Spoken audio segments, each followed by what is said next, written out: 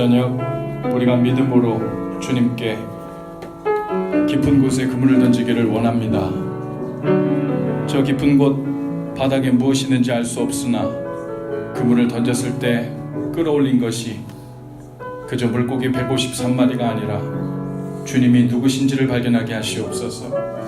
하나님이 어떤 분이신지를 발견하게 해주셔서 오늘 이 저녁 주님 앞에 주님 눈을 바라보며 대면하는 은혜를 허락해 주옵소서. 우리의 존재를 송두리째 바꾸어 주시고 주님 앞에 설 때 모든 문제와 모든 어긋나고 어그러진 삶의 그 처음이 바로잡아짐을 오늘 이 저녁 경험할 수 있도록 인도해 주옵소서. 예수님 이름으로 기도합니다. 아멘. 할렐루야. 옆뒤자분 인사하시면서 참 잘 오셨습니다.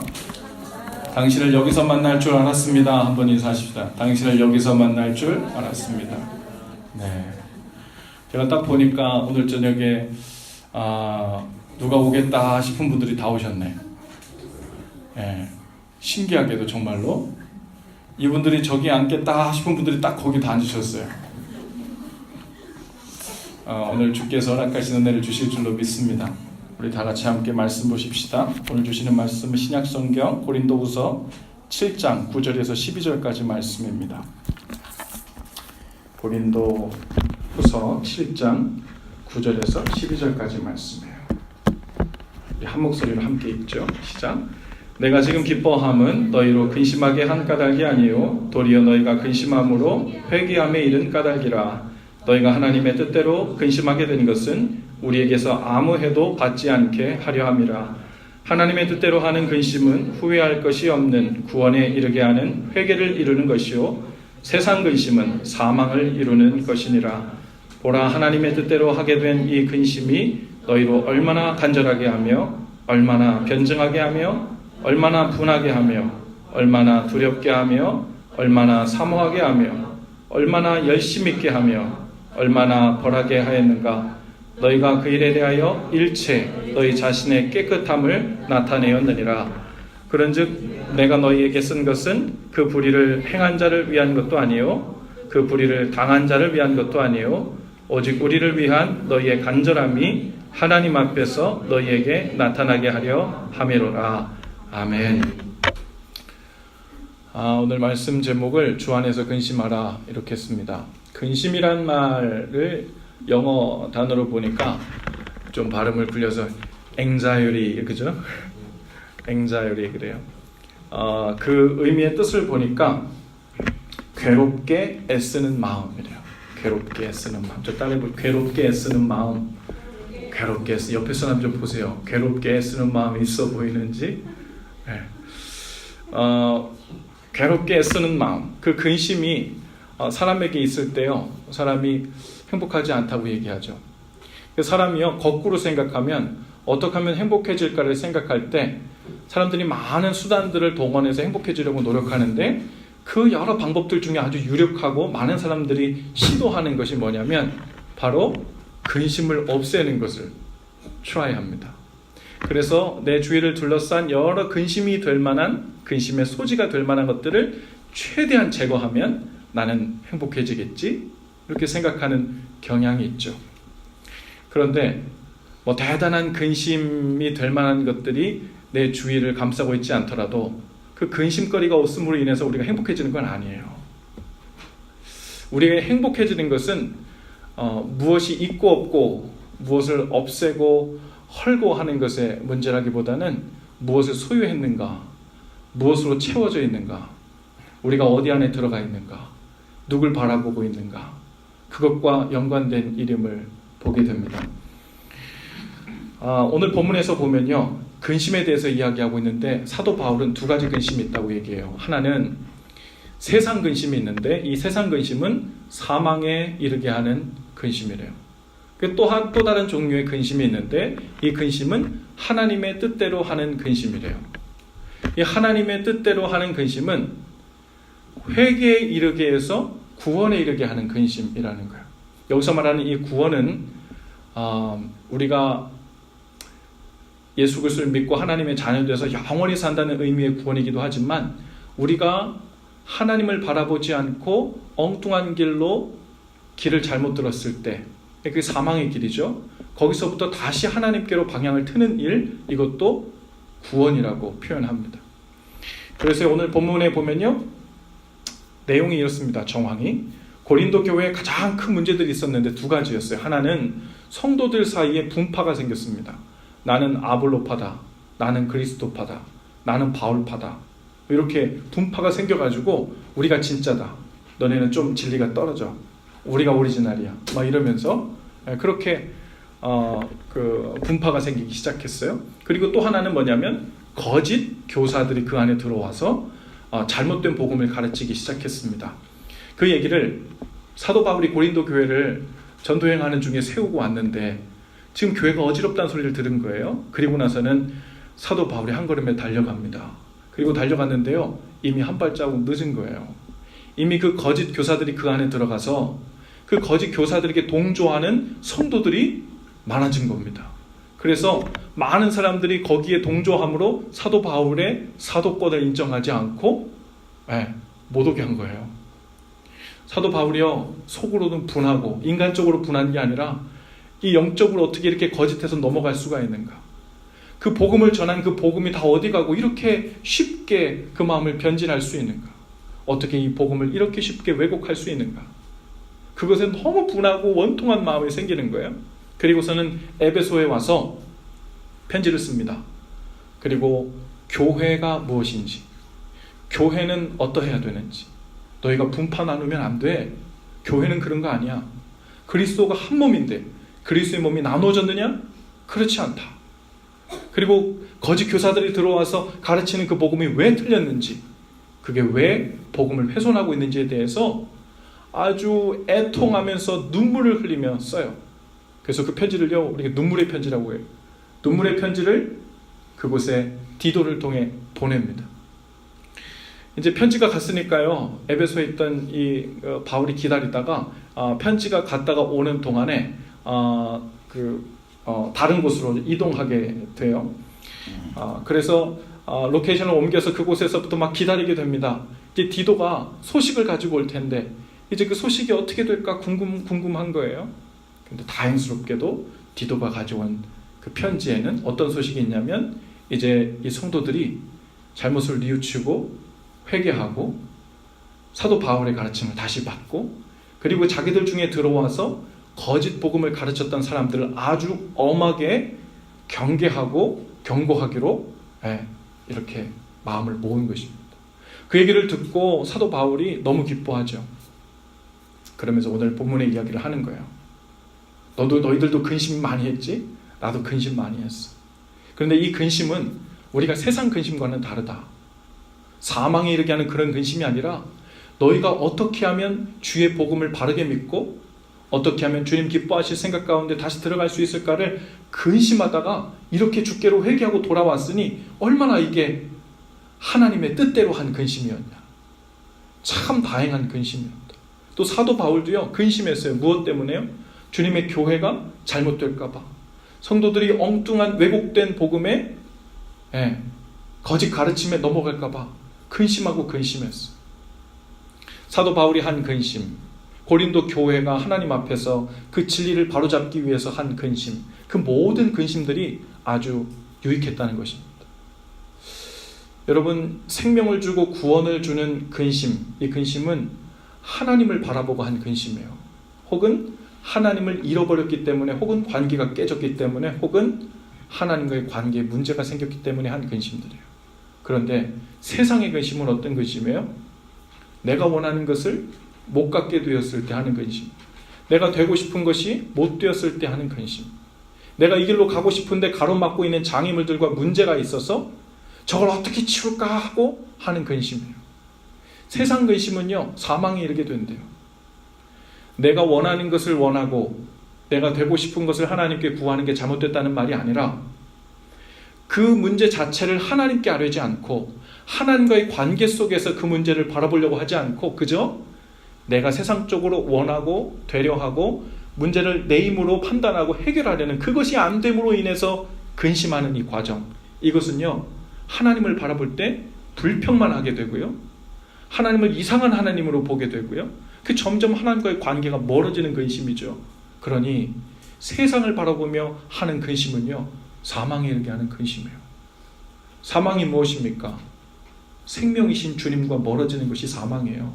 그게 죽음의 길이죠. 오늘 페이스북에 제가 금요기도에 독려하는 글을 올리면서 이렇게 썼어요. 하나님께서 사람을 하나님의 형상으로 만드셨을 뿐 아니라 그 코에 생기를 불어넣으셔서 생명이 되게 하셨다 그랬어요.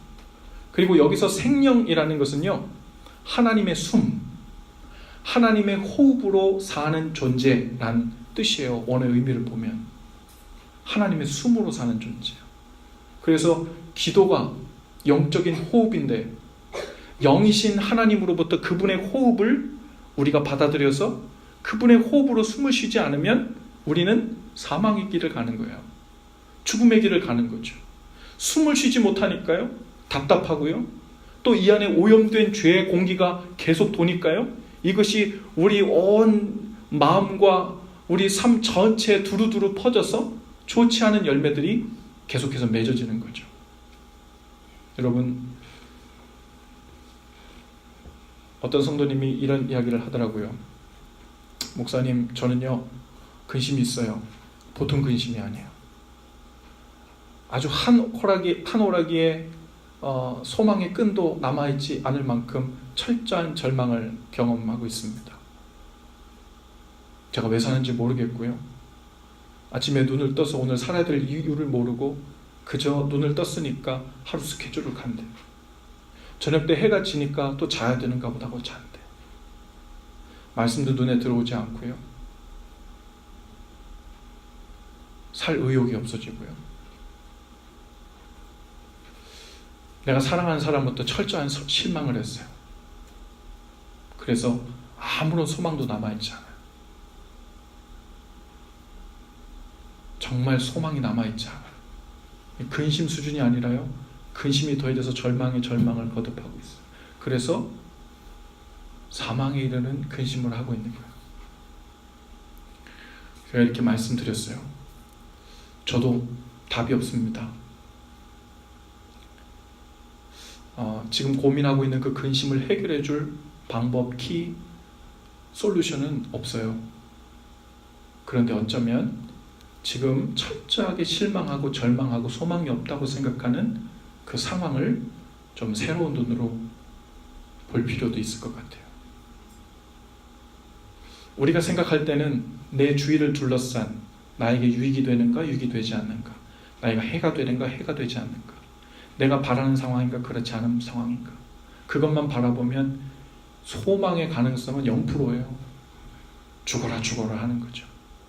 그런데 이 근심이 세상의 근심이 되지 않도록 하고 하나님의 뜻대로 하는 근심이 된다면, 이 철저하게 어떤 소망의 가닥도 바라볼 수 없는 밑바닥에 내려와서야 사실은 그 스테루스는 온전히 주님만 바라볼 수 있는 유일한 상황이기도 하는 거예요. 우리 유한이도 여기 있는데, 우리 유한이가 그랬다는 건 아니고 제가 어렸을 때 그랬어요. 제가 어렸을 때 보통 아이들이 그렇잖아요. 뭔가를 하라고 이렇게 막 시키면요, 포커스가 잘 안 돼. 왜? 내 마음이 원하는 게 있거든. 내가 계속 하고 싶은 게 있거든요. 내 흥미를 끄는 게 계속 있거든요. 그래서 원하는 게 있으면, 말하는 게 있으면요, 그것을 잠깐 듣고서는 다시 내 거로 집중해요. 그래서요, 엄마 아빠가 이야기하면요, 요만큼 반만 틀었다가 네네네 그러고선 다시 일로 와.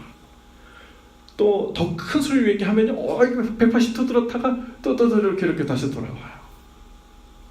그런데 모든 걸 내려놓고 자세를 고쳐잡고 얼굴과 얼굴을 대면하여 말씀하옵소서 하고 이렇게 바라볼 수 있는 상황은요, 우리 손에서 모든 것이 놓아져야 되거든.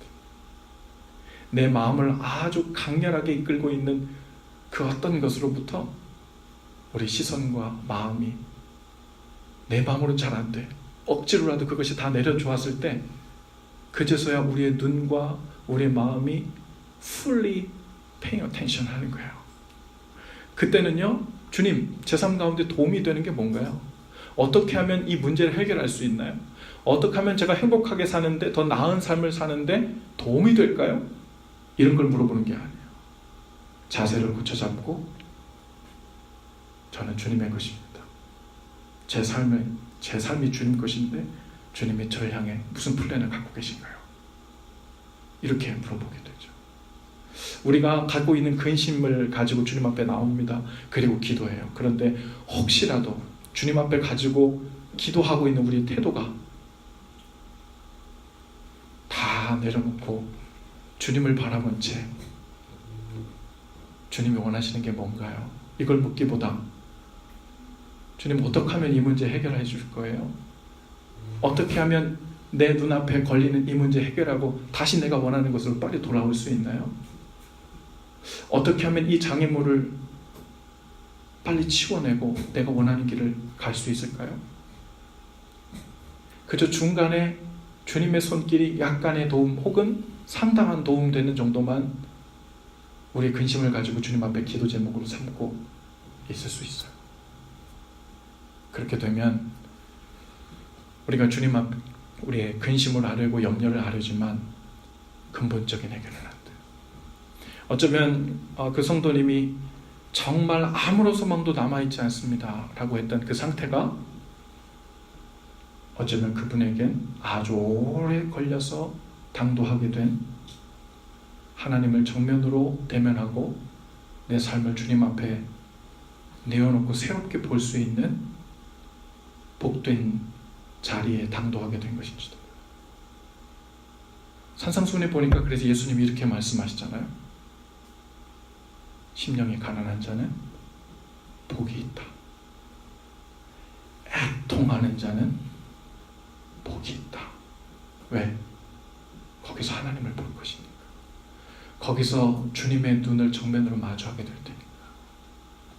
그곳에 가야 내 삶의 진짜 문제가 뭔지를 볼 수 있게 되니까. 자세를 잠깐 조금 들어섰다가 다시 제자리로 돌아오는 삶이 아니라 완전히 주님 앞으로 자세를 고쳐 앉고 고개를 들고 주님 얼굴을 마주하게 되는 그 자리로 가게 되는 자리니까. 그러니까 그 자리는 복된 자리인 거예요. 우리 신앙의 선배들 중에요, 대단하다고 믿음 좋다고 우리가 이야기하는 성경에 나온 사람들 중에 이 자리를 안 가본 사람이 없어요. 요셉 보세요. 땅속에 꺼지는 것 같은 절망을 경험합니다. 아니, 한 번이 아니라 2차원, 3차원 더 깊이 끝도 없이 꺼지는 경험을 반복해서 경험하잖아요. 지금 종으로 팔려간 것도 소망이 없는데 억울하게 누명을 더 쓰고요. 감옥에 갇히고요. 시루라기 같은 소망 하나 붙들고 술 맡은 관원장에게 부탁을 했는데 몇 년 동안이나 까먹고 지내요. 어쩌면 그 모든 상황 속에서 요셉에게는 두 가지 선택이 있었을 거예요. 세상적으로 바라볼 때 아무런 소망이 없으니까 인생 살은 뭐 하나, 어떻게 고통 없이 죽는 방법을 찾아봐야 되겠다, 그러든지, 이 철저하게 소망이 없는 상태, 이곳에선 오직 하나님만 바라볼 수 있다. 그리고 삶의 태도를 완전히 고쳐먹는 상태. 그 사람은 정말 심령이 가난한 복 있는 상태를 진짜 경험한 거죠. 그 애통함이 진짜 소망으로 바뀌는 것을 경험하게 된 거예요. 오늘 저녁 여러분 여러 가지 근심을 갖고 왔을 것입니다. 근심 없는 사람은 없어요. 어떤 종류의 근심이냐는 문제지. 저도 그렇고요. 여기 있는 모든 사람 한 사람도 빠짐없이 다양한 근심들을 가지고 있을 거예요. 그런데 그 근심이 있느냐 없느냐의 문제가 아니라 그 근심이 어디를 향해 있느냐의 문제예요. 하나님, 제가 근심이 있는데요, 요즘 나 이 죄 때문에 근심이 있어요. 이 끊어지지 않는 죄 때문에요. 요즘요, 예배하는 것도 그냥 시큰둥하고요, 말씀을 보고 싶은 마음도 별로 없어지고요, 주님과의 친밀한 관계가 점점 멀어지고 있는 것 같아서 근심이 있어요. 그 근심은 누가 하시게 하는 걸까요? 성령께서 하시게 하시는 거예요. 그거는 하나님의 뜻대로 하는 근심입니다. 그 근심은요, 우리 가운데 늘 있어야 돼요. 행복한 상태, 그리고 영적으로 건강한 상태는요, 아무런 생각도 없이 그냥 늘 생각하며 밝고 웃고 즐거운 일만 계속 있는 그런 상태는요, 머리에 꼭 꽂아야 되는 상태예요. 그런 사람들만 계속 웃는 거예요. 근데 우리가 바라는 거는요, 항상 웃는 게 행복한 게 아니라 주님 안에 평안을 얻는 상태를 유지하는 거예요. 주님과의 건강한 상태를 유지하는 거예요. 그러려면 반드시 뭐가 들어가야 되냐면 경계태세가 들어가야 돼요. 왜요? 우리 안에 죄와 우리 안에 죄의 경향성, 그리고 그 유혹은 날마다 우리를 공격하고 날마다 우리를 잡아당기고 있거든요. 자기장처럼. 그런데 늘 꼭 맨날 웃고 이렇게 하고 있다가 항상 끌려가지. 항상 끌려가. 어떻게 근심 없는 상태가 그렇게 계속 있겠어요? 우리가 이 땅에 사는 동안은요, 뭐가 정상이냐면 하나님을 계속해서 경계하며 근신하며 바라보고 있는 그 상태, 여러분, 그것이 건강한 상태예요. 그게 정상적인 상태예요. 그리고 주님 안에서 기뻐하는 겁니다. 주님 안에 평강을 유지하는 겁니다. 그래서 하나님 나라는, 천국은 성령 안에서 누리는 의와 평강, 여러분, 그것이 하나님 나라의 요소라는 거예요. 여러분들이 오늘 갖고 있는 그 근심이 어떤 근심이든 방향을 바꿔야 됩니다. 세상을 바라보고 세상을 향해서 사망으로 이어지지 않도록 하고, 하나님을 향해서 생명으로 이어지고 생명이신 주님과의 관계가 새로워지는 하나님의 뜻대로 하는 근심으로 바꾸는 겁니다. 그리고 그 가운데 주를 계속해서 바라보게 하시옵소서. 우리가 아무리 깊고 깊은 절망을 경험해도, 아무리 작은 소망 하나도 소망할 수 없는 그 상태에 이르렀어도 오히려 주님만 더 바라볼 수 있는 최선의 조건에 서 있을지 몰라요. 오늘 주님께서 우리를 여기까지 인도하셨다면 이유가 있어요. 때로는 우리의 죄 때문에 왔을 수도 있고요, 때로는 우리의 게으름이나 잘못된 습관 때문에 이곳에 왔을 수도 있어요. 하지만 우리가 어디에 이르렀든, 그 자리가 어디든 거기서 주님께 긍휼을 원하면서 주님께 은혜를 구하면요, 주님은 바로 그 자리서부터 주님께로 나아가는 시온의 대로를 열어주십니다. 그게 은혜의 주님이에요. 그게 사랑이 많으신 주님이십니다. 어디서든지 내비게이션처럼 주께로 향하는 길을 다시 찾을 수 있도록 그 루트를 재설정해 주시는 분, 오늘 이 저녁에 그런 은혜를 힘입을 수 있기를 바랍니다. 오늘 가지고 나온 그 모든 근심들이 기쁨이 되고 거룩한 근심이 되어서, 그리고 생명으로 연결시켜주는 근심이 되어서 그것을 영양분 삼고 능력 삼아 하나님 원하시는 기뻐하는 삶으로 들어가시는 저와 여러분들 다 되실 수 있기를 주님의 이름으로 축복합니다. 기도합시다. 주님, 오늘 이 저녁 주님께서 하나님의 뜻대로 하게 하는 그 근심이 우리 가운데 있기를 원합니다. 그 근심을 통해 주께로 더욱 가까이 나가기를 원하고, 주님 원하시는 삶으로 더욱 깊이 들어가기를 원합니다. 우리가 가진 근심이 어떠하든 주님 원하시는 근심으로 바꾸어 주옵소서. 내 욕심을 향하고 내가 원하는 세상을 향하는 사망의 근심이 아니라 주님 기뻐하시는 근심이 되기를 원합니다. 그 거룩한 하늘의 그 뜻을 오늘 이 저녁 우리의 기도를 통해 이루어 주시고, 성령님 우리의 기도를 통해 주의 뜻대로 이끌어 주옵소서. 예수님의 이름으로 기도합니다. 아멘. 함께 찬송하며 함께 나아가십시오.